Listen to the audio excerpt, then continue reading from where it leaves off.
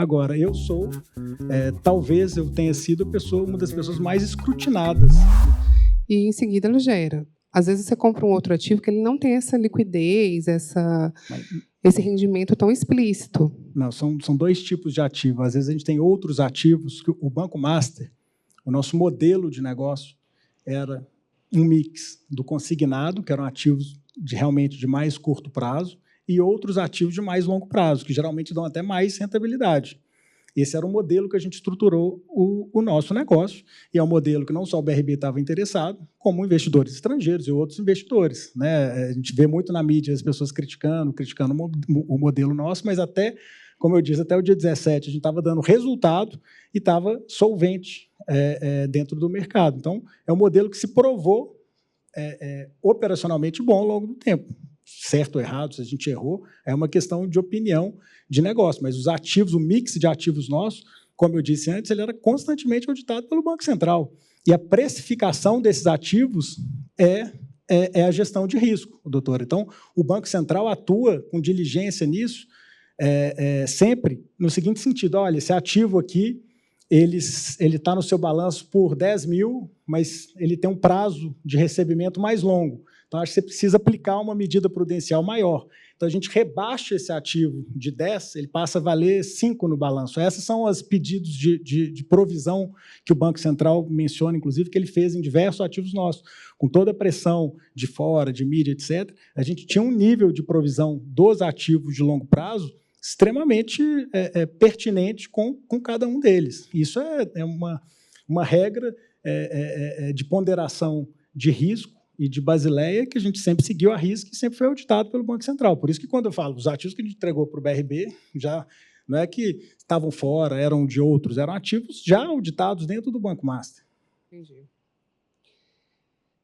Com relação aqui ao destino dos recursos ainda, alguma parcela desses recursos que foram recebidos do BRB, ou o senhor tem bens no exterior, contas no exterior? O banco tem, a gente tem operações fora a gente estava iniciando uma operação fora do país. Agora, eu sou, talvez eu tenha sido uma das pessoas mais escrutinadas no Brasil antes dessa operação. Antes, porque já havia pressão de mídia. Eu tenho todos os meus bens declarados, impostos altíssimos pagos ao longo do tempo, porque já existia esse escrutínio por parte do próprio Banco Central, que acompanha não só o banco, como a minha vida já há alguns anos. O senhor fala muito, né, da questão do Banco Central, da atuação do Banco Central, que, de certa forma, o senhor considera que foi prejudicial, né, enfim, a sua atuação. Mas, ao mesmo tempo, a gente precisa só pontuar aqui a questão de 12 bilhões de CCBs falsas, que foram... Né, o senhor falsificou, o banco do senhor emitiu esses títulos e conseguiu fazer dinheiro, né, com base nessa atuação que é criminosa. Desculpe, mas eu não concordo. Esse negócio não foi realizado. E eu não sei quais os créditos eles são bons ou são ruins, têm documentos ou não. Eu não tenho como saber que não foi o banco que originou. E o negócio não foi realizado ao final. Então, não existiu ação criminosa minha em nenhum momento e nem do banco. Pelo contrário. A obtenção da vantagem não é... Se existisse alguma ação criminosa, o banco tinha que ter tido alguma vantagem e alguém tinha que ter tido algum prejuízo, o que não aconteceu. Mas as CCBs foram emitidas, o senhor imprimiu, porque tem no nosso processo. As CCBs, elas existem. Desculpa, mas a doutora está focada num ponto que é um ponto operacional do processo. Para você trazer um crédito para dentro de uma instituição financeira, tem um rito. E esse rito, parte desse rito é a emissão de uma CCB.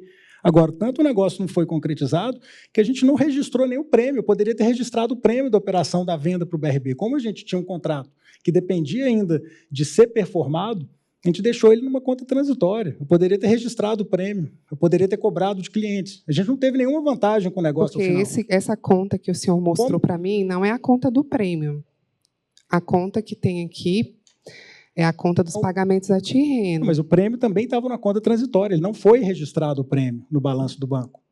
Ele estava na conta transitória também. Então, ou seja, o banco não teve nenhuma vantagem com esse negócio. Ao longo do tempo, ficou o dinheiro na conta escro e depois a gente vendeu outros ativos, a não ser ter vendido os outros ativos depois do BRB. O dinheiro que o senhor recebeu não ajudou o senhor nessa questão financeira a pagar os seus compromissos? Mas a gente cedeu os nossos ativos a preço justo, inclusive com deságio. Os ativos que a gente vendeu mesmo foi essa carteira. Por isso que eu tenho que discordar quando a senhora diz que a gente fez um ato ilícito, que não teve ato ilícito, a transação não ocorreu no final.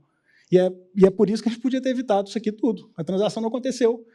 Para um crime ou para uma fraude acontecer, alguém tem que ter vantagem e outro tem que ter prejuízo. Nesse caso, o BRB não teve prejuízo, nenhum cliente teve prejuízo e o Banco Master não teve vantagem nesse negócio. Então, se o cara fez algum processo formal errado, se emitiu a CCB, se fez não sei o quê, são coisas administrativas que o Banco Central poderia ter tratado. Não precisava da gente estar aqui. O senhor acabou de falar aqui que o senhor precisava de dinheiro para fazer, para pagar os seus vencimentos. Precisava então, o dinheiro, e conseguia. os 12 bilhões não ajudou o senhor? 12 bilhões não ajudaram? Claro, mas a gente vendeu ativos nossos, eu vendi carteira, como a senhora disse, do Will, eu vendi outros ativos, alguns inclusive com deságio. E não só esse, eu vendi ativos pessoais nos últimos 6 meses. Eu fiz todo tipo de esforço para conseguir colocar o dinheiro no banco e honrar compromisso com investidores. Isso não tem nada de errado, pelo contrário. É uma gestão compromissada com o sistema financeiro e com os investidores. Então, no entender do senhor, só existiria um crime se houvesse um prejuízo, é isso? Só existiria o crime se existisse uma transação. Existia um projeto de uma transação, uma promessa de compra. Mas o senhor emitiu as CCBs, confirma? Sim, foram claro, emitidas. Obviamente, não existe um crédito dentro de uma instituição financeira sem ter uma CCB. Mas, assim como essas, diversas vezes a gente já existiu recompra de carteira, desfazimento de operações. Isso é uma coisa usual. A diferença, nesse caso, foi o tamanho. Mas isso não é fora do usual. Caro, só para deixar claro algumas coisas, especialmente para quem não é do sistema financeiro. O senhor afirmou várias vezes que não houve operação. Em outros momentos, o senhor reconhece que houve uma operação em que o banco recebeu 12 bilhões. Inicialmente, por esses 12 bilhões, cedia créditos com a liquidez maior, que eram os consignados. Esses créditos, depois, o senhor diz em algum momento que alguma parte foi devolvida, inclusive o dinheiro para o Banco BRB, mas o BRB depois usou esse mesmo recurso para comprar outros créditos. Esses outros ativos com uma liquidez totalmente diferente dos primeiros que o senhor negociou com o BRB, estou correto? Correto. Outra liquidez e outro resultado também. Exato. Então, nós estamos falando de... Então, operação houve... Houve, não com esse. Quando eu falo que não houve operação, foi operação com essas carteiras. Ok. Elas não foram concluídas. Essas carteiras elas chegaram a ser vendidas e, por problemas vários, foram trocadas por títulos, por participativos. Outro tipo de ativo. Outro tipo de ativo, com outro tipo de liquidez, muito menor liquidez do que a inicial. Aí é variado, porque você tem carteiras lá do Will, por exemplo, que tem a liquidez anterior à do consignado, e outras posteriores. Proporcionalmente de quanto nós estamos falando, com maior liquidez ou menor liquidez? Eu não vou me recordar na proporção, mas eu sei que todas elas precificadas. E lembrando, todos esses ativos, não é que o BRB não tinha um interesse, ele já fazia parte de um negócio, de uma transação entre as duas instituições. O senhor participou de uma negociação em que o BRB compraria 58% do Master e, obviamente, isso envolveu todo um conjunto de due diligências recíprocas. Correto. Certo? O senhor sabia quem ia comprar e o BRB deveria saber quem estava comprando. Exatamente. O que estava comprando.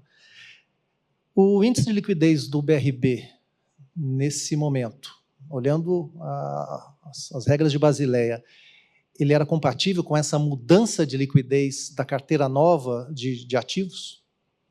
Eu não consigo responder especificamente pelo BRB, mas eu acredito que sim. Pelo que eu entendi, pelo que eu vi da gestão ali do BRB durante todo esse período, uma gestão responsável. Eu conhecia que o índice de liquidez do BRB, em termos de Basileia, era muito próximo do prudencial. Ele estava flertando bastante ali com um problema de liquidez. Isso era um dado que o senhor tinha conhecimento? Para te falar a verdade, não. Na verdade, O senhor estava vendendo uma parcela significativa do seu patrimônio a um banco que corria o risco. Na verdade, eu imagino que na due diligência, uma das coisas que seria olhar, bom, esse banco tem risco de liquidez? Eu não fiz a diligência no BRB. O BRB fez a diligência no Master, que era uma aquisição. O senhor estava vendendo 58%. Mas eu tinha informações, obviamente, informações do banco, elas são de bancos, elas são, inclusive, abertas. No meu entendimento, a questão da liquidez no BRB sempre foi um ponto positivo, porque ele sempre acessou tipos de captação que o Master não tinha possibilidade, que é de prefeituras, estados, depósito judicial, um fundo que não era vinculado a plataformas de FGC. Então, sempre foi, no meu entendimento, inclusive nas conversas que eu tinha técnicas com a própria diretoria, isso era um ponto positivo do BRB, a capacidade de trazer captações novas para dentro do banco. Então, só para deixarmos claro, a operação existiu, Sim. O BRB efetivamente deu liquidez ao Master em algum momento com 12 bilhões e o Master trocou os bens que vendeu ao BRB no meio do caminho, e esses bens eram de liquidez distintas. Distintas, e que, no meu entendimento, gerou resultados para o próprio BRB ao longo desse ano. Perfeito. Só para deixar claro que o senhor frisou várias vezes que não houve operação. Uma operação houve. Desculpe, quando eu falo não houve, porque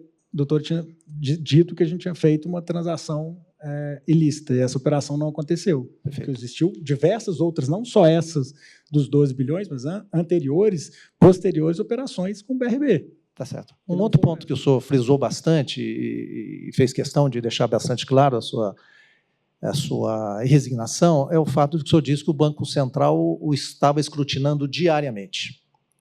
Parecia quase um raete, pelo que o senhor descreve aqui, como se o senhor tivesse submetido a um regime especial ali de administração temporária. Mas esses créditos com a Tirreno, o senhor, em 6 meses, um pouco menos, 6 meses, foram 6 bilhões. Em 4 meses, deve ter sido algo em torno de 4 bilhões. O senhor disse aqui, agorinha, que o Master vinha sofrendo por mudanças de mercado, regulatório, um problema de liquidez.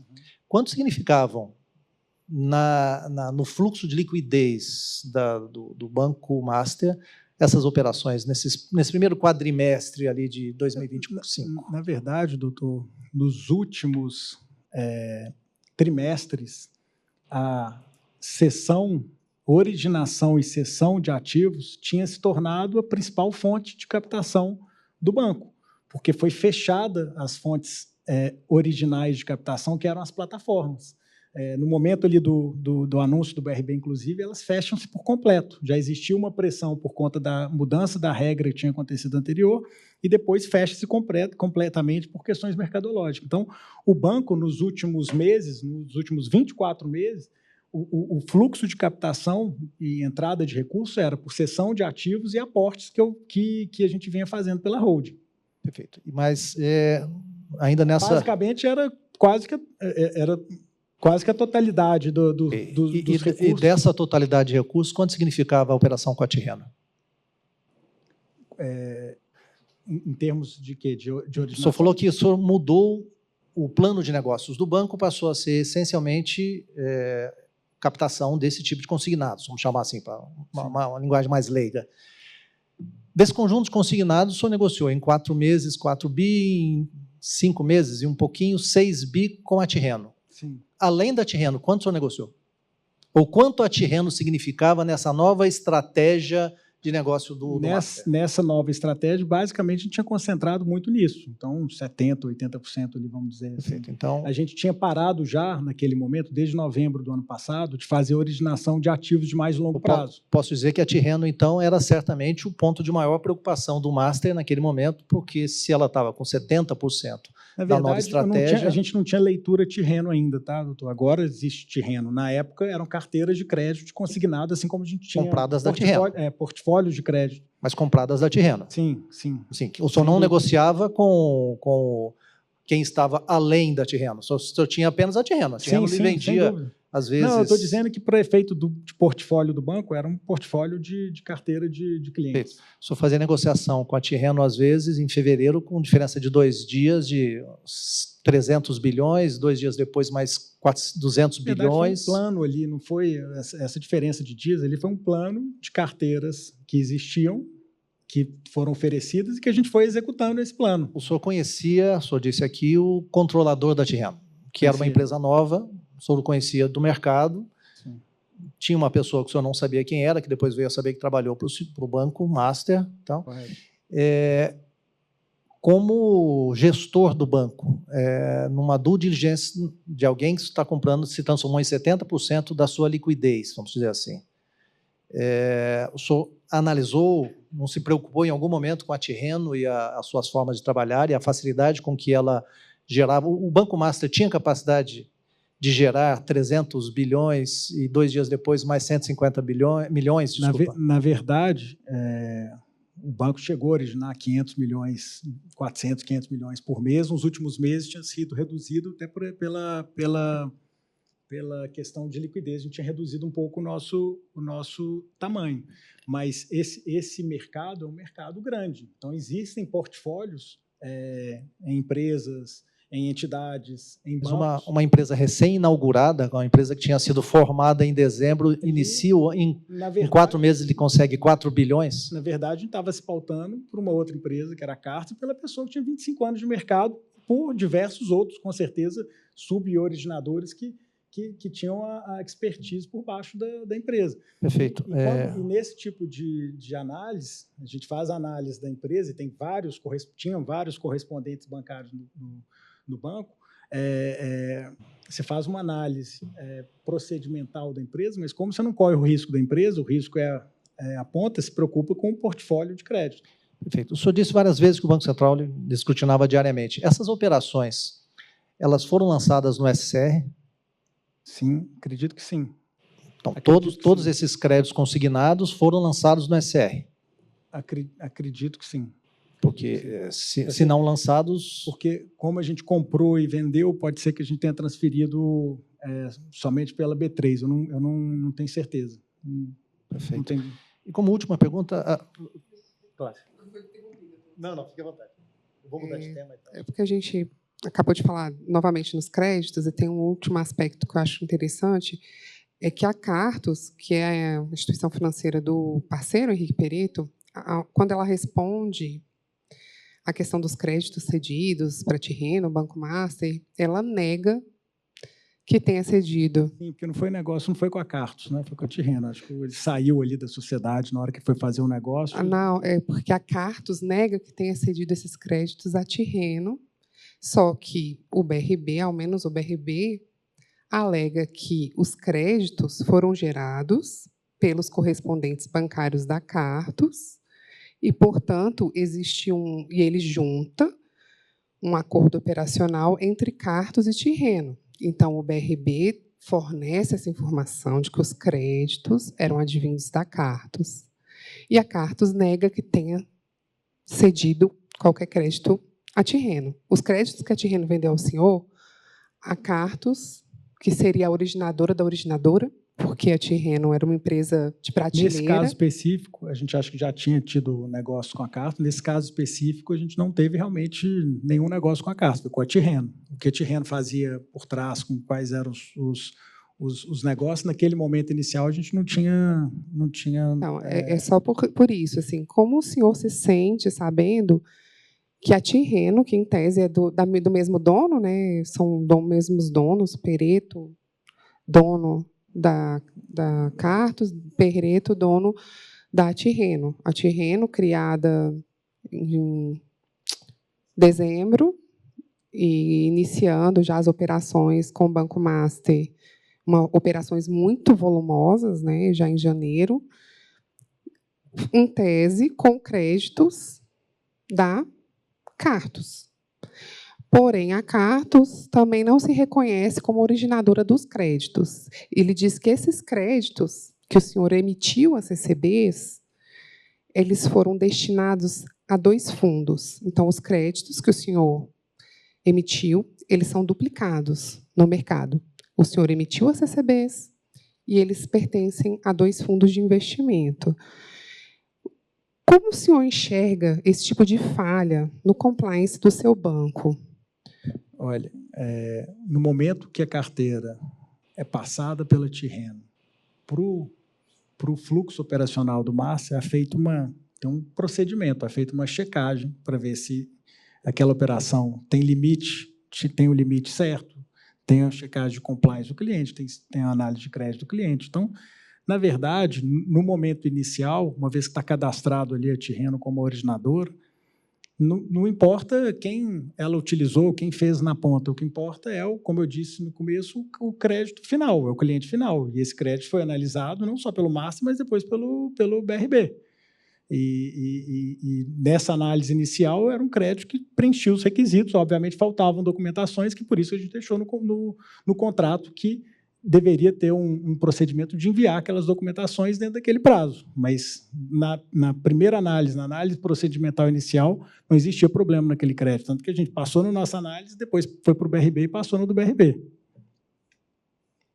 Voltando a esse tema, doutor Vocaro, o senhor iniciou 2025 mudando de estratégia e focando e tendo a Tirreno como sua principal parceira.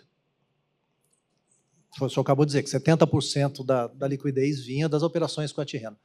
Nesse contexto, essa preocupação com a documentação não era para ter sido um pouco mais forte, digamos assim? O senhor estava colocando, para usar uma expressão no mercado, quase que todos os ovos na mesma cesta, arriscando. O senhor diz aqui que o risco era dele, que o senhor não chegou a pagar, que ficou preso, mas, de qualquer forma, o senhor estava ali com a liquidez do banco concentrada em um parceiro novo. Uhum.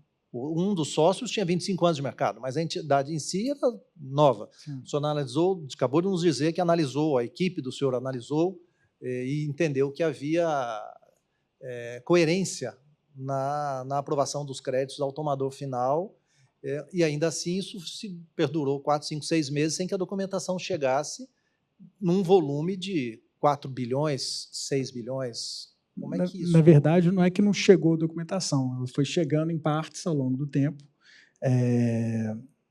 Para ser sincero, quando a gente fez o negócio, eu pessoalmente não dominava detalhes de operação de crédito consignado, depois vinha entender quando teve o problema, mas eu acredito que a gente agiu com muito zelo. Primeiro, quando a gente executou o contrato, a gente não liberou nenhum, e não classificou como venda, ou como uma compra e venda normal, até a gente ter a convicção de que tinha 100% da documentação. Então, nós nos precavemos documentalmente, nos precavemos financeiramente, porque a gente não liberou os recursos.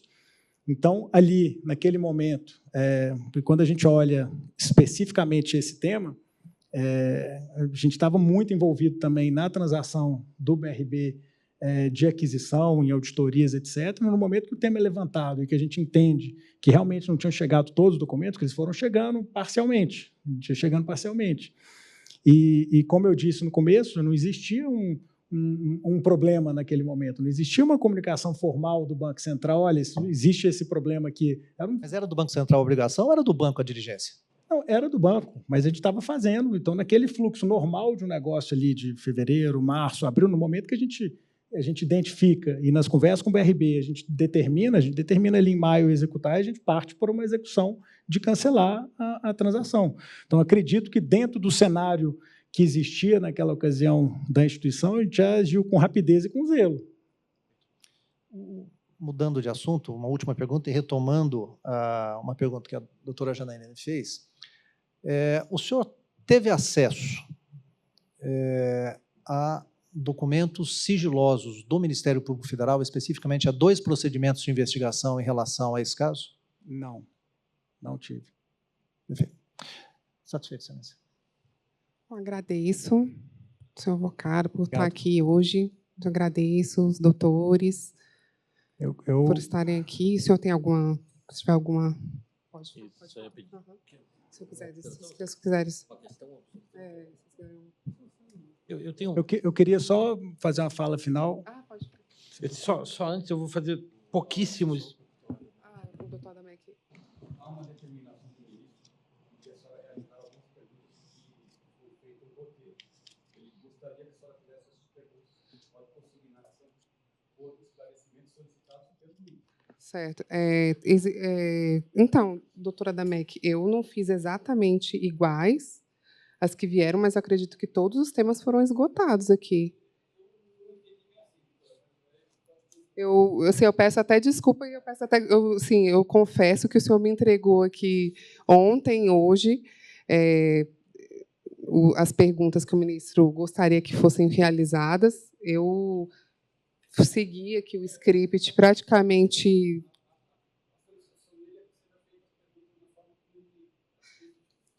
Então, fazer...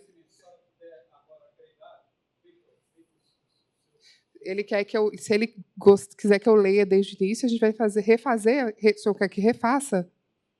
Tá. Então, na verdade, em vez da autoridade policial, está direto direcionando agora as perguntas ao ministro. Só para deixar consignado que as próximas perguntas todas vêm do ministro Dias Toffoli. Nossa, até já baguncei aqui o papel. Tem? Então, presta aqui, por favor. Vou seguir de frente aqui.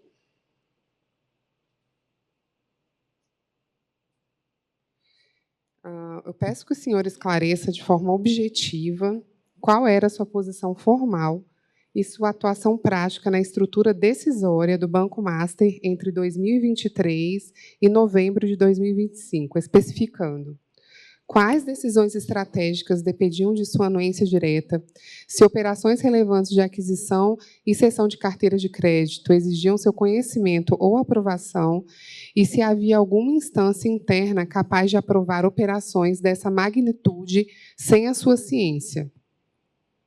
Bom, era desde 23, acho que é a pergunta, até novembro de 25, eu era o presidente, então todas as decisões estratégicas de novos negócios e transações relevantes da instituição dependiam da minha aprovação. Nesse caso específico, sim, era como pela relevância das transações. A negociação macro, obviamente, como eu disse, eu não entrava nas questões operacionais e detalhes de operação, mas a questão macro de negociação de portfólios, tanto de compra quanto de venda, sim, tinha participação minha. Quando o Banco Master recebeu a primeira comunicação do Banco Central sobre problemas de liquidez, solvência ou irregularidades operacionais, peço que indique a data, o número do documento e o teor da comunicação. Eu não vou ter isso agora aqui de cabeça, mas a gente, como eu disse, a gente vinha nos últimos meses passando por essa questão de liquidez. Se eu não me engano, em novembro de 2024, o Banco Central faz uma comunicação sobre isso, e ali a gente já monta esse plano de ação, que primeiramente o BRB vinha para solucionar, e posteriormente esses negócios que a gente tinha anunciado no dia 17, que iria solucionar esse problema de liquidez, que, volto a dizer e afirmar, nunca foi um problema de solvência do banco, foi um problema de pressão de captação de recursos no fluxo original, que a gente usava as plataformas de captação, que foi alterado pelas mudanças de regulação e pela pressão reputacional que aconteceu. Então, o banco nunca deixou de honrar nenhum pagamento e nunca deixou de ser solvente. O que existia, realmente, a gente estava trabalhando num nível de liquidez inferior aos índices normais. O Banco Master ou o senhor pessoalmente receberam entre 2018 e 2025 alguma das seguintes sanções do Banco Central: admoestação pública, multa, proibição de prestar serviços, proibição de realizar atividades, inabilitação para atuar como administrador ou termo de compromisso? Não, nunca tive, até o dia 17 de novembro de 2025, nenhum processo sancionador do Banco Central comigo. Isso aqui não tem aviso. O Banco Master mantinha no período estruturas formais e segregadas de gestão de riscos, compliance e jurídico? Em caso afirmativo, peço que o senhor indique quem chefiava cada área. Quais são as áreas? Gestão de riscos, sim. Então, compliance e jurídico. Jurídico e compliance estavam debaixo da diretoria do Luiz Bull, e gestão de riscos, se eu não me engano, estava debaixo da diretoria do Ângelo Silva. Qual era o fluxo formal de aprovação para operações relevantes envolvendo terceiros? E se havia comitês formais com atas e deliberações registradas? Com certeza, existe um trâmite procedimental dentro do banco para todo tipo de transação, como eu falei no começo. Era procedimento obrigatório que operações de aquisição de carteiras de crédito originadas por terceiros passassem previamente por análise das áreas de risco, compliance e jurídico? Em caso afirmativo, quais eram os critérios mínimos exigidos para aprovação dessas operações? Sim, para cada área a gente tinha um manual, o banco tem um manual de gestão de de crédito, de compliance, etc. E sempre seguiu o curso normal ali. O Banco Central instaurou algum processo administrativo sancionador contra o Banco Master ou contra o senhor pessoalmente em razão das operações com a DPI, Tirreno ou Cartos? Não. Até o momento, né? Até o dia 17, não. Porque a instauração de procedimento sancionador ela pode ocorrer antes ou depois da comunicação. Então, se a comunicação foi feita, eles podem ainda estar em tempo de instaurar o processo sancionador. Não é usual, né? Mas, sim, existe essa possibilidade. Só para a gente deixar isso registrado, porque eu vejo que isso é um ponto que a defesa traz sempre, mas essa questão de não existir ainda não significa que não vá ter. Mas, no mínimo, não, com certeza, após feito, eles devem fazer, mas o que não é usual é antes, não existiu uma investigação, perguntas e... DPI. Quanto às carteiras da DPI, de fato, eu esqueci de fazer essas perguntas aqui. Foi o Banco Central quem detectou, por iniciativa própria, a falsidade das carteiras de crédito originadas pela DPI e pela Tirreno, ou o Banco Central só tomou conhecimento após comunicação de terceiros, BRB, Ministério Público, Polícia Federal? Eu vi essa DPI nos autos depois, eu não tenho a menor ideia nem de quem seja, eu sei que foi um procedimento normal ali de recompra de carteira à época, eu não tenho ciência se foi num pedido do próprio Banco Central ou se foi porque se identificou ali dentro do banco que não era uma carteira que estava com todo o procedimento documental correto.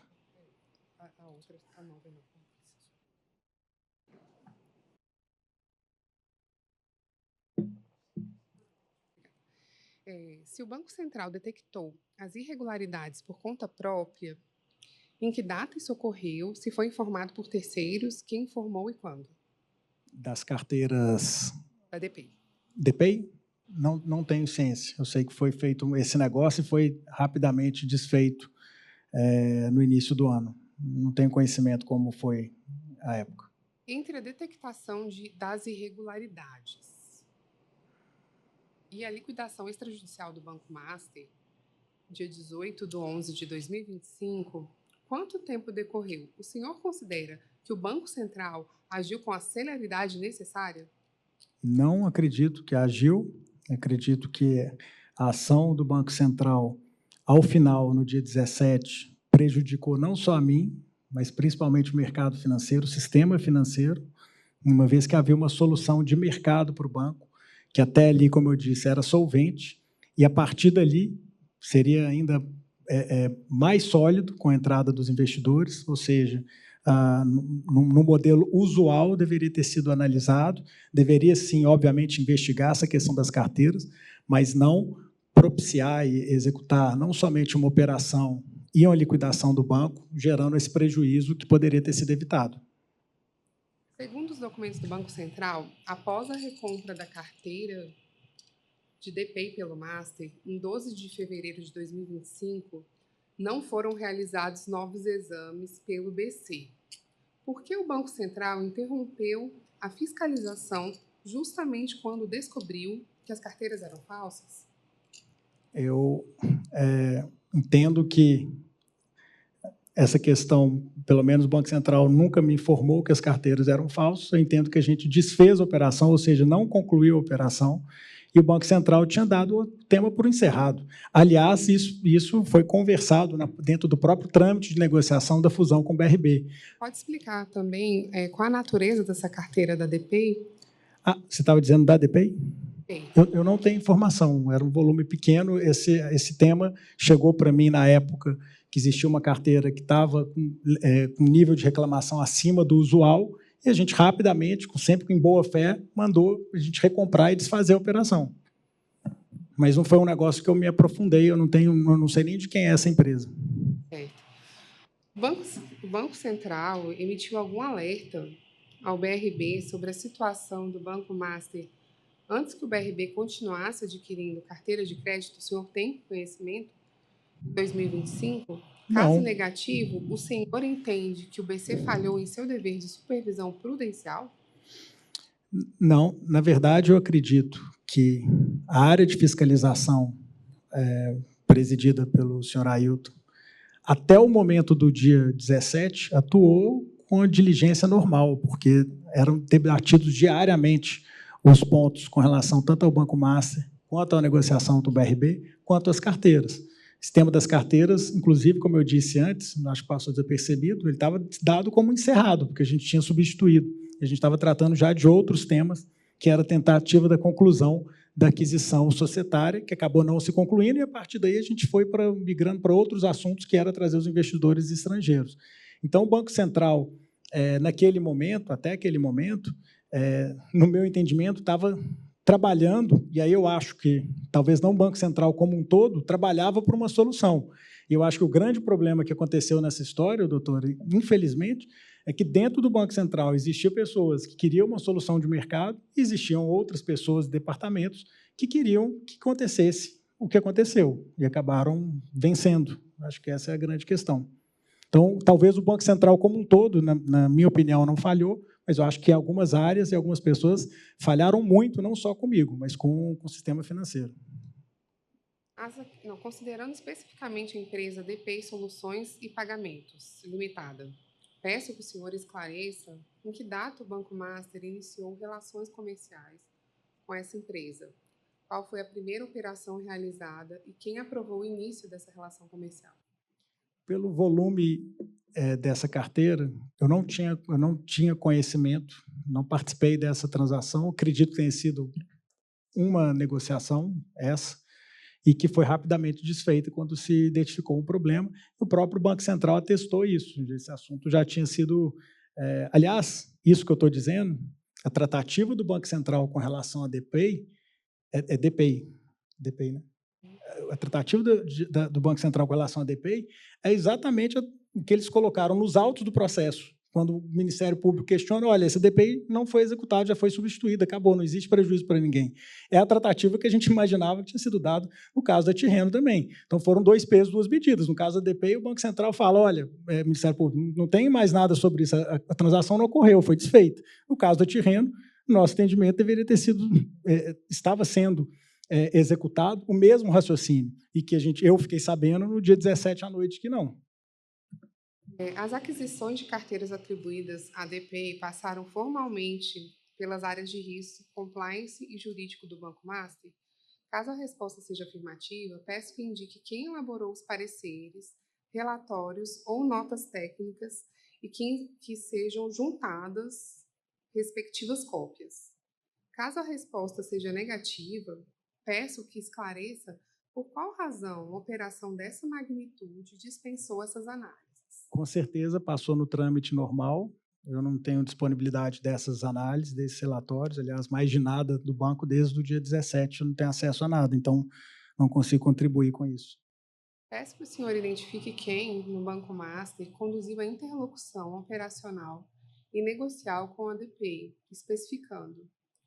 Isso com certeza estava dentro da área ali de consignado, na área de varejo, que... Responsável interno, você sabe que se houve reuniões presenciais, chamadas de vídeo, telefonemas ou trocas de mensagens, as datas aproximadas desses contatos e com quem, do lado da DPI, essas tratativas foram realizadas. Eu não consigo contribuir com essa pergunta porque eu não conheço, não sei da DPI, não participou. Essa transação especificamente não participei e segui o fluxo normal, assim como diversas outras.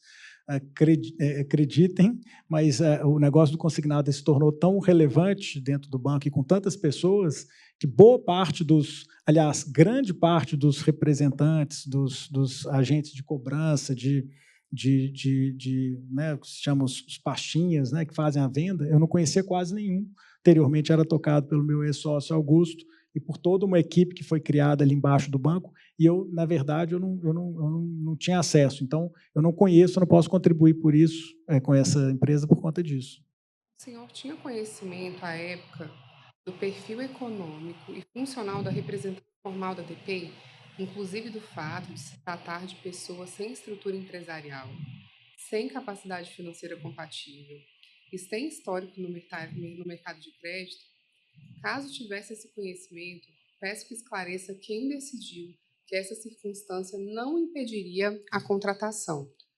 Caso não tivesse conhecimento, peço que esclareça como é compatível com os seus deveres de diligência da controladoria do banco. Olha, o banco tem manuais, como eu disse, seja para cadastro de representantes, para vendedores, etc. E para cada tipo de parceria existe uma régua e uma regra. Um caso como esse, que era um originador, existe uma questão de compliance e um manual que, obviamente, deveria ou deve ter sido seguido, mas, de novo, esses representantes são vendedores. Na verdade, o banco não corre o risco deles. Claro, é feita uma checagem, é feita uma análise para ver se é uma pessoa que não tem antecedentes, essas questões de parceria, mas o banco não corre o risco do originador, né? Muitas vezes são empresas pequenas, mas que têm uma capacidade de venda boa. Então, quando surgiram indícios de que... 18, desculpa. Eu perdi. Peço que o senhor informe quais foram os valores efetivamente pagos pelo Banco Master ADP, ADP pelas carteiras de crédito que lhe foram atribuídas, discriminando datas, valores, forma de pagamento e contas utilizadas, com a juntada de documentos comprobatórios. De novo, eu não sei especificamente sobre esse caso, mas como ela foi desfeita, eu acredito que, ao final, não existiu um pagamento definitivo à empresa, porque a operação foi desfeita logo no início, pelo que eu entendi. Quando surgiram indícios de que os créditos atribuídos à ADP não possuíam existência material, inclusive reclamações de titulares que alegavam desconhecer as operações, peço que o senhor esclareça em que data tomou ciência desses fatos e quais as providências determinou imediatamente. Isso que aconteceu com a ADP, como eu disse, não era fora do usual. No banco crescendo, quando a gente começou a trazer novos originadores, novos parceiros, diversas vezes entrava um e sempre tinha um monitoramento do nível de reclamações de cada carteira ou de cada parceiro. Se eu não me engano, essa transação aconteceu em dezembro, foi me trazido em janeiro já, que existia um nível de reclamação maior que o usual, e acho que naquele mesmo momento, em janeiro, início de fevereiro, já foi desfeita a operação e devolvida a carteira.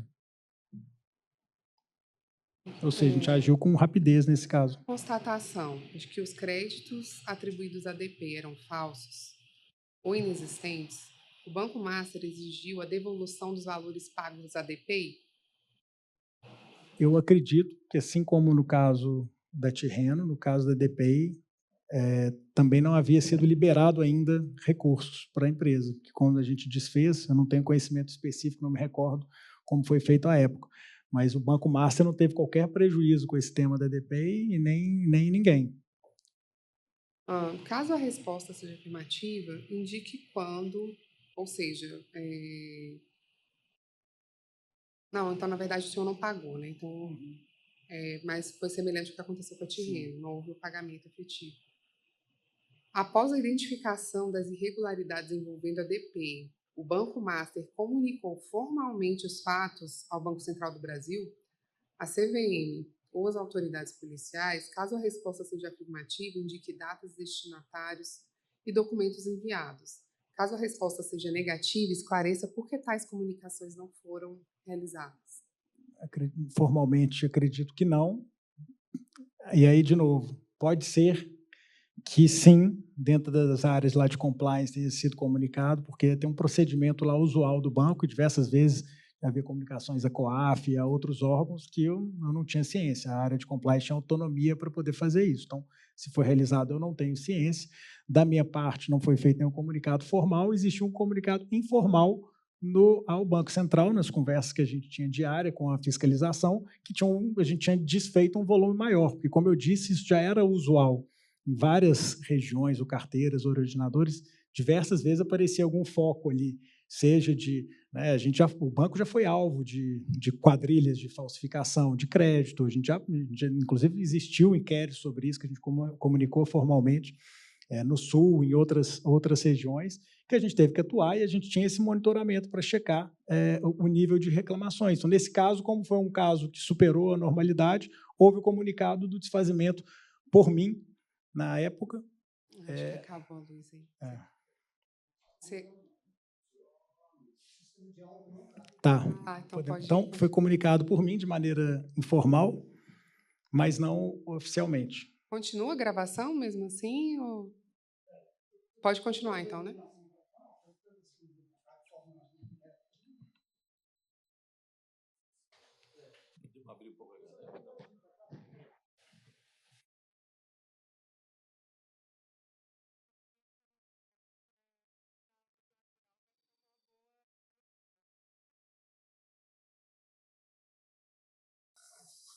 Voltou, é rápido. Não demora muito. Continuando aqui, agora um bloco 2, cartos e terreno. Algumas perguntas são repetidas, mas como o ministro determinou, eu vou fazer ipsis literis aqui o que foi determinado. O senhor conhece Henrique Souza Silva Pereto, fundador e CEO da Cartos Sociedade de Crédito Direto S.A.? Sim. Pronto, tá bom? Sim. Tá. Sim. Há uma relação pessoal do senhor com ele? Ele frequenta a sua casa? Você Não. vai... Não. O senhor, em caso afirmativo, peço que o senhor esclareça em que data conheceu o Henrique Pereto? Eu não me recordo, conheci ele há alguns anos, através do meu ex-sócio Augusto, mas tive pouquíssimas vezes com ele, tive mais recentemente nesse momento de desfazimento dessa operação. Quem nos apresentou, então, foi o seu sócio Augusto Lima. Eu não sei se ele agora eu não me recordo se ele nos foi apresentado em conjunto na época, ou a ele, primeiramente, mas eu conheci ele há alguns anos atrás, mas nunca tive nenhuma relação, nem pessoal e comercial também, encontrei poucas vezes. Certo. Quem fez essa aproximação para terreno foi o Augusto Lima, o seu sócio Augusto Lima? Eu não, essa agora recente? Da Terreno. Eu não me recordo se foi especificamente o Augusto, ele que tocava essa área de consignado, mas ele já estava num projeto de saída nesse momento, já no início do ano, que culminou na saída dele definitiva e hoje está com outra instituição financeira. Mas ali já existia uma relação com o Henrique, com a minha área de consignado, e existia uma estrutura que foi formada lá atrás pelo Augusto. Não me lembro se foi especificamente ele que trouxe ele novamente. Quantas vezes o senhor se encontrou pessoalmente com Henrique Pereto entre janeiro de 2024 e novembro de 2025? Peço que indique datas aproximadas, locais e assuntos tratados. Em 2024, acredito que nenhuma vez, talvez uma vez no final do ano, talvez nenhuma vez. Em 2025, umas 6 vezes para discutir, 6 ou 7 vezes para discutir o tema da desfazimento das carteiras. Quantas vezes o senhor conversou com Henrique Pereto por telefone, videoconferência ou aplicativos de mensagens entre janeiro de 2024 e novembro de 2025? Peço que indique a frequência aproximada e os assuntos tratados. Poucas vezes, como eu disse, eu não tinha uma relação pessoal mais intensificada nos primeiros meses ali de janeiro, para tratar algum tema específico sobre que não tinha se passado por alguma instância operacional minha que precisava ser tratado diretamente por mim. Especificamente no período de outubro a dezembro de 2024, época em que a empresa Terreno foi criada e iniciou operações com o Banco Master, quantas vezes o senhor se comunicou com Henrique Pereto? Por qualquer meio. Em outubro? Isso, de outubro a dezembro. De 24? Acredito que nenhuma vez. Porque foi uma coisa operacional ali da própria área. Eu vinha comunicar mais quando houve o problema, que aí eu entrei. Como eu disse, esse negócio do consignado, ele andava sozinho, não dependia da minha atuação. Eu só entrava para fazer grandes negociações, seja de aquisição, seja de venda. Então, eu não tinha um contato com a área. É porque o senhor já disse hoje que foi ele que apresentou o negócio ao senhor, né? Que o senhor... Essa questão, eu acho que é mais ou menos isso que o ministro estava... Sim, mas esse negócio foi trazido na área ali de consignado por mim para mim, ali no final do ano, início desse ano, mas não foi o Henrique Pereto que chegou, toma esse negócio. A gente foi atrás de carteiras de crédito, a gente tinha pedido para a área de consignado ir atrás de parceiros que pudessem ter volume para a gente poder ir para esse novo caminho que a gente tinha com o BRB. Entendi. Antes de adquirir 6,7 bi em carteiras de crédito da Tirreno, o Banco Master verificou a capacidade econômica e financeira dessa empresa? Em caso afirmativo, quem realizou essa verificação, em que data e qual foi a conclusão? Nesse tipo de negócio, como não se corre o risco, como eu disse, da empresa originadora, se faz uma análise basicamente de compliance da empresa, não análise econômica, porque a empresa pode ser recém-criada, pequena, etc. O banco não está dando crédito para ela, está dando crédito na ponta final, que é o cliente adquirido. Tirreno alegava ter capital social de 30 milhões. O Banco Master verificou se essa capitalização era real? Não, né? Acredito que não. Isto é, se houve efetivo aporte de recursos ou bens, caso afirmativo, como essa verificação foi feita e quais documentos foram analisados? Na prática, o banco não tinha ingerência ou se preocupava com isso. Foi feita uma análise de compliance, como eu disse, e no entendimento informal, ali para mim, o que se chegou era, olha, tem uma empresa que sempre trabalhou com a gente, que é a Cartus, saiu um dos sócios que tem muita experiência, está criando uma empresa que vai focar especificamente na originação desses créditos. Ele está criando empresa justamente para isso, para focar na originação e nesse novo negócio, nova possibilidade que seria para ele também de originar créditos para o BRB na ponta final. O Banco Central afirma que não foram identificadas quaisquer movimentações financeiras da Tirreno. Isso significa que a Tirreno nunca recebeu um único centavo em sua conta, nem os supostos 30 milhões de capitalização, nem pagamentos por carteiras. Como o Banco Master aceitou comprar 6,7 bilhões em créditos de uma empresa que não tinha qualquer movimentação financeira comprovada?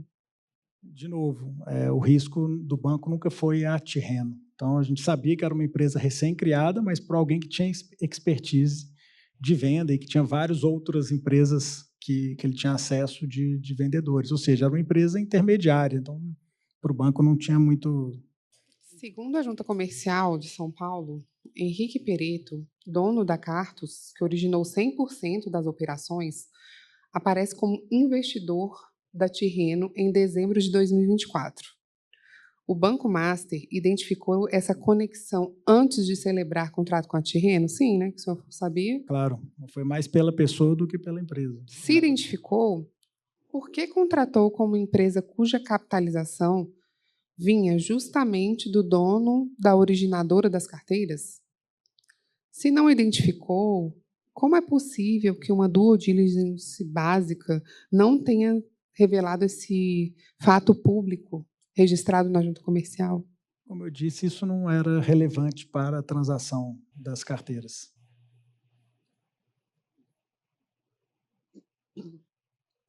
Agora, perguntas relativas à sua relação com outro investigado, que é o senhor André Felipe de Oliveira Seixas Maia. André Felipe de Oliveira Seixas Maia foi funcionário do Banco Master até março de 2022, conforme registros da RAIS. O senhor confirma?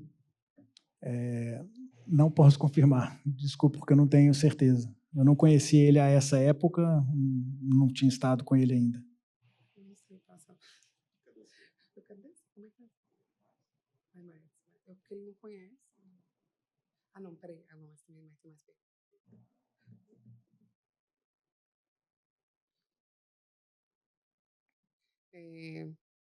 O senhor não conhecia, mas eu vou seguir só para não correr o risco do ministro mandar eu voltar.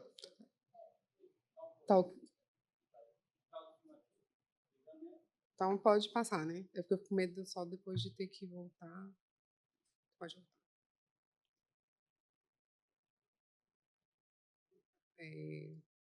Considerando que o senhor Henrique Pereto e André Felipe Maia foram presos na mesma operação policial em 18 de novembro de 2025, o senhor sustenta que se trata de mera coincidência? assim, essa relação do André com o Henrique Pereto? Não acredito que seja coincidência. Acho que todos são ali do ramo dessa questão de consignado. Eles são, pelo que eu entendi, o André passou a trabalhar para o Pereto nessa empresa, já tinha saído do banco, passou a trabalhar com ele em algumas empresas, inclusive nessa. Criação e natureza da Tirreno. A empresa Tirreno foi constituída em 4 de 11 de 2024 com o nome de SX016 Empreendimentos e Participações S.A. e teve seu nome alterado para Tirreno Consultoria Promotoria de Créditos e Participação.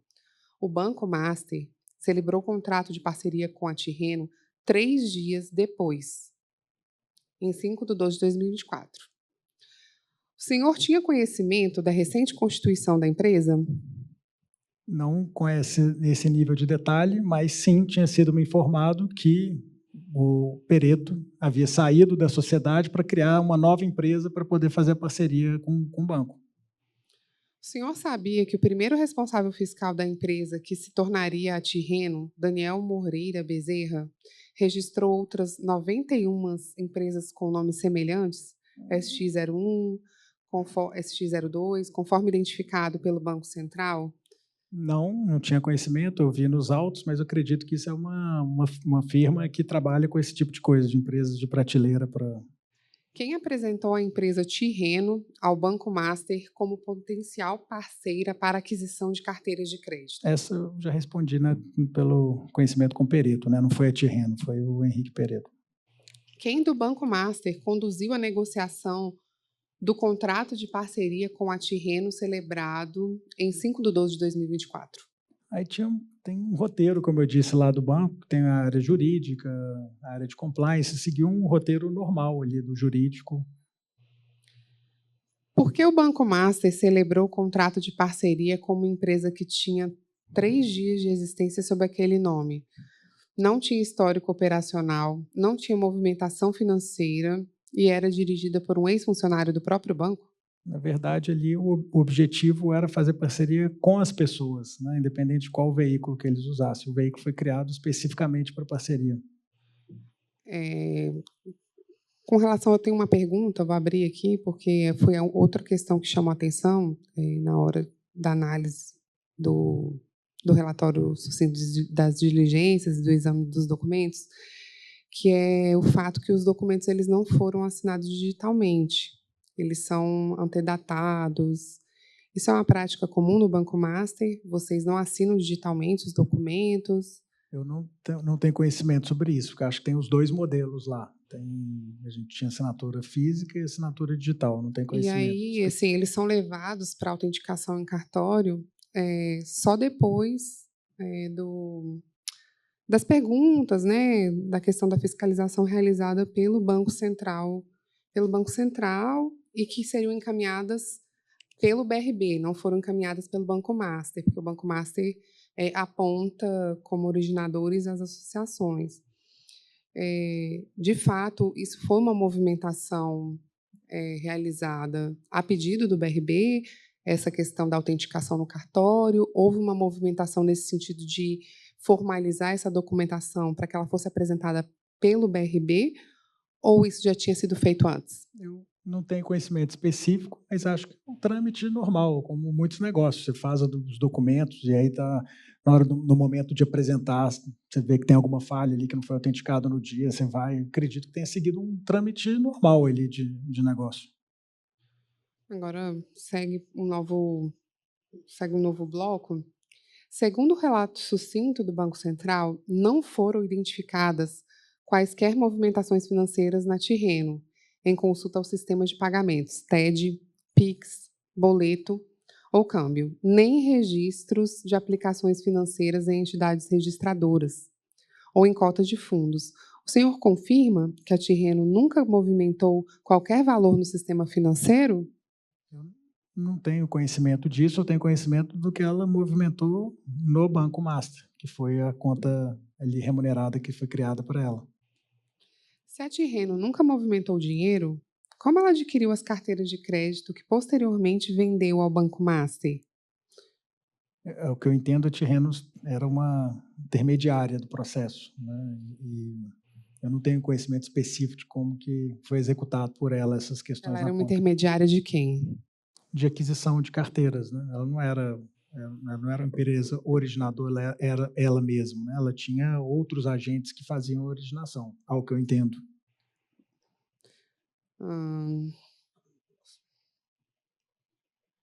O Banco Master efetivamente pagou a Tirreno pelas carteiras de créditos adquiridas no valor de 6,7 bilhões? Não, a gente não realizou a transação final. A gente fez uma